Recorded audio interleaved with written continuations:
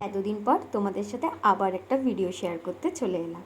মানালির ভিডিওটা তো শেয়ার করেইছিলাম, এরপরে আমরা মানালি থেকে কাসোল যাচ্ছিলাম, তারও ভিডিওটা শেয়ার।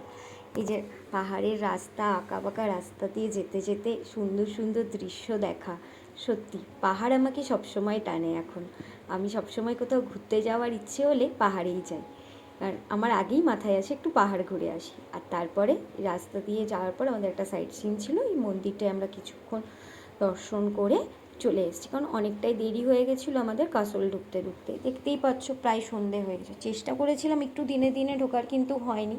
মাঝে আমরা করতে করতে ঘুরতে ঘুরতে ছবি তুলতে তুলতে অনেকটা দেরি হয়ে গেছিলো। এই দেখো আমরা হোটেলে পৌঁছে গেছি। এই যে এটা আমাদের হোটেল, এটা আমাদের হোটেলের রাস্তা, এটা দিয়ে আমরা নামছিলাম। আর এত ঠান্ডা, মানে বুঝতেই পারছো ফেব্রুয়ারি মাসের ঠান্ডা। আর ওই যে আমাদের দোতলায় রুম, সবাই আসছিল একটু আসতে, আর আমি তখন একটু একটু করে ভিডিও করছিলাম।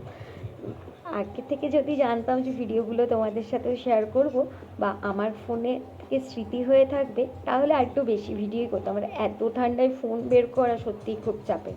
আমাদের হোটেলটা সত্যি খুব সুন্দর ছিল। হোটেলের একটা সাইডে পুরো গেমের জন্য জায়গা ছিল। আমরা হোটেলে লাগেজ টাগেজ রেখে একটু এসছিলাম নিচে কিছুক্ষণ, দিয়ে সবাই একটু একটু করে গেম খেলছিল। এই যে দেখতেই পাচ্ছ কত সুন্দর হোটেলটা সাজানো গোছানো। কাসোল সত্যিই খুব সুন্দর জায়গা।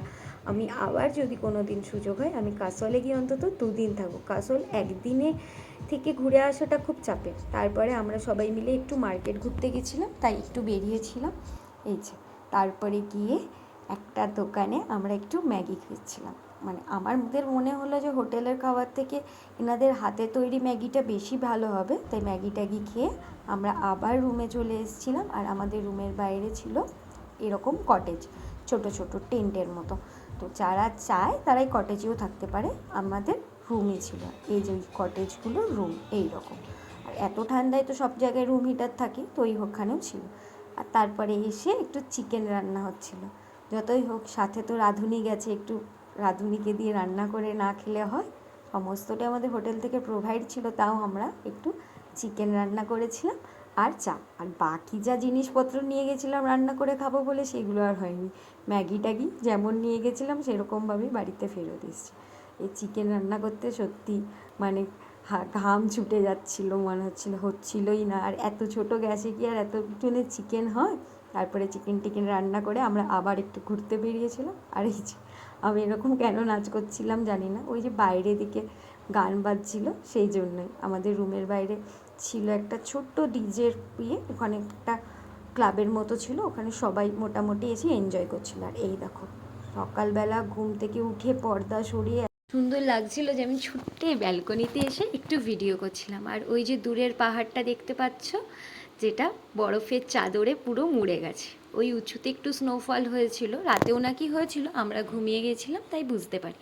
আর এই যে কিছু ছবি শেয়ার করলাম, কারণ সমস্ত তো ভিডিও করা হয়নি, তাই জন্য ছবিগুলো একটু শেয়ার করলাম। আর ওই যে দূরে চাঁদ মামাকে দেখা যাচ্ছে, পাহাড়ের গা ঘেঁষে আছে। সত্যি খুব সুন্দর লাগছিল দৃশ্যগুলো। তোমাদের ভিডিওটা কেমন লাগলো অবশ্যই জানিও, ভালো লাগলে কমেন্ট করো।